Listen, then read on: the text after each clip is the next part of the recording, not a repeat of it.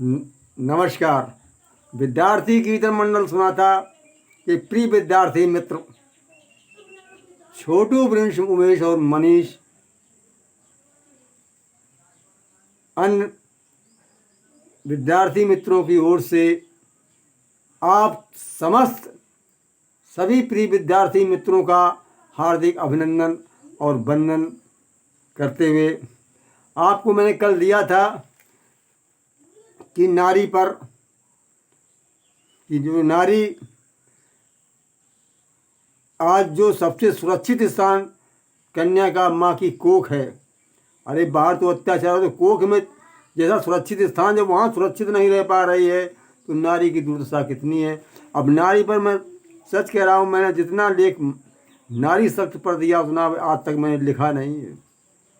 लेख तो मैंने बहुत से लिखे, लेकिन नारी का सबसे बड़ा लेख माँ की महिमा, नारी शक्ति की महिमा जो मैंने लिखी है। तो मैं कवि विद्यार्थी अमर आज़ाद आपके समक्ष फिर करीब 14 दोहा आए हुए हैं। तो लीजिए।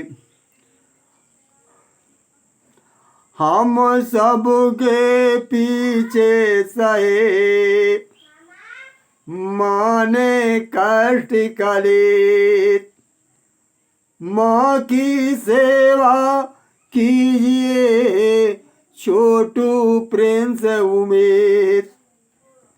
और दुनिया में माँ से बड़ा कोई नहीं भगवान,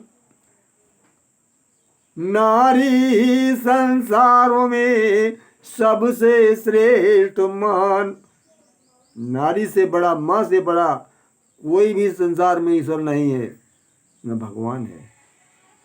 और तड़प रही माँ भूख से, और पोत्र छान रहो माले।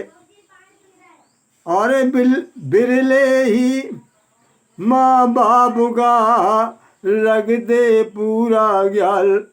बिरले ही लोग माँ बाप का ख्याल रख पाते हैं, नहीं तो माताएं, माँ और बाप बेचारे तड़प रहे हैं और पुत्र उनके सामने माल पूरा छान रहे हैं। ऐसी दशा बनती चली देश की जा रही है। ये सब विदेशी सभ्यता है। अरे पति से जेदा पुत्र को, पति से जेदा पुत्र से मैया करती प्यार। माँ सबसे अधिक प्यार करती तो अपने पुत्र को करती। वही पुत्र आज क्या कर रहा है माँ बाप के साथ, शर्म आनी चाहिए। और सम्मान बहन सा जगत में नहीं मिलेगा यार। एक नारी के रूप में एक बहन भी है, एक माँ है जो सबसे ज़्यादा अपने पुत्र पर प्यार करती है। और बहन जो सम्मान देगी, जो मिलेगा वैसा सम्मान संसार में आपको कोई भी नहीं दे सकता है, आदर नहीं कर सकता जितना बहन कर सकती है। और सह धर्मणी आपकी करती तुम्हें पवित्र, होश धर्मणी आपकी रख दी तुम्हें पवित्र। पत्नी जैसा और फिर नहीं दूसरा मित्र। आपकी सहधर्मणी जो पत्नी है वो आपको पवित्र रखती है, और पत्नी जैसा अगर कोई देखा जाए तो संसार में कोई दूसरा मित्र नहीं है। घर की शोभा नारियां, घर की शोभा बेटियां, मधुता दें बिखेर। उन्हें मारते कोखों में देखो दो अंधेर। जो घर की शोभा बेटियां हैं, जो घर में मधुरता बिखेर देती हैं, उन्हें ही आज कोख में मार दिया जाता। देखिए तो अंधेर कैसा है। ये बात सच है कि लड़का और लड़की जब बचपन में जो मधुरता लड़की अपने शब्दों से, वाणी से घर को आनंदित कर देती है, परिवार के सदस्यों को, वो बच्चे उतना नहीं कर पाते हैं, क्योंकि नारी शक्ति महान है। आप अंदाजा लगा लेना, आप कहीं से कितना भी थके हारे आए और एक पुत्र है, पुत्र से आपको दौड़ेगा, गोद में आएगा, लेकिन उतने आपकी थकान दूर नहीं कर सकता है। लेकिन लड़की अपनी भाषा से जो मधुरता बिखेरती है, उसके अंदर सुहृदता होती है, कोमल होती है स्वभाव से, इसीलिए सद्वृत्तियाँ उसमें होती हैं जो मनुष्य की सारी थकान दूर हो जाती हैं। अरे नारी गायल दागरण कोमल मधुर उदार, नारी से संसार का होता है उद्धार। नारी का जो अंतःकरण है, अंतःकरण का मतलब मन बुद्धि चित्त अहंकार जितनी है, ये वास्तव में कोमल है, मधुर है, उदार दयालुता है उनमें। इसी दयालुता के कारण लोग लाभ उठा रहे हैं। दयालुपन, माँ इतना दया करती है पुत्र और घर वालों पर, कितना भी अत्याचार सह लेती है बेचारी।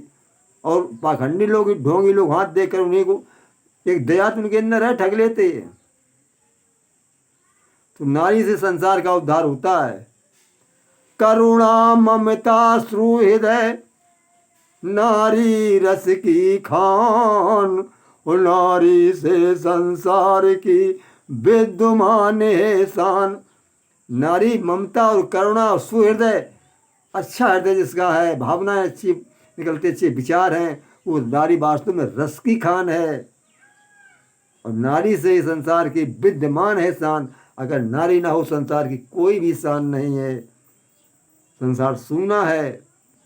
देता रहता जो जरा गए दे उसको देव, और लेने भर में रुचि रखे कह दे उसको लेव। जो देता रहता है उसी को देवता कहते हैं, और जो लेने भर में रुचि रखे, देना पड़ा ही नहीं, लेने को तैयार है, तो लेव हो गया।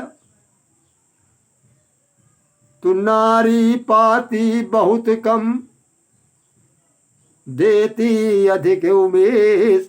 प्रिय विद्यार्थी मित्रों, उमेश, नारी पाती बहुत कम, उसको बहुत कम मिलता है। किसी जगह पर देख सम्मान मान, किसी जगह छोटा नीचे रखा जाता है, लेकिन देती बहुत है। नारी पाती बहुत कम देती अधिक उमेश, फिर भी हम देते उन्हें अतिशय कष्ट कलेश। फिर भी उन्हें असहनीय कष्ट और कलेश में दे रहे हैं। नारी देती है हमें, कितना भी हम थके आ रहे हों, चारपाई पकड़ लेंगे, लेकिन नारी सख्त आपको खाना बनाएगी, आपको सब कुछ करेगी, कपड़े साफ करेगी, सब कुछ आपको सुख सुविधाएं प्रदान कर देती है। लेकिन मनुष्य में उतनी शक्ति नहीं है, फिर भी उन्हें हम असहनीय कष्ट देते जिनको सहा नहीं जाता, लेकिन बेचारी नारी सह रही है, बेबस है, मजबूर है। आगे हम बताने की मजबूरी क्या थी, ब्राह्मणवाद ने उनके ऊपर इतना बोझ लाद दिया था। नारी का नरोबर जड़ा, विद्यार्थी कीर्तन मंडल के प्रिय सदस्य मित्र हमारे छोटू प्रिंस मनीष उमेश, ये हमसे भी आगे हैं। इन्होंने हमसे कहा कि नारी का नर से चढ़ा, नारी का नरों पर चढ़ा कर्ज अमर आजाद। नारी को फिर नीच क्यों गदा ब्राह्मणवाद। नारी का तो नर पर इतना कर चढ़ा है हमारा आजाद, लेकिन ब्राह्मणवाद फिर भी नारी को नीच कहता है, तो नीचता की श्रेणी में रख दिया है। मित्रों गृहिणी के बिना समझो घर शमशान, और सख्त स्वरूपा नारियां कहता भेद बखान। गृहिणी के बिना घर तो शमशान है, मुर्दा घाट है। और ये सख्त स्वरूपा नारियां जो वेद भी इसका बखान करता है।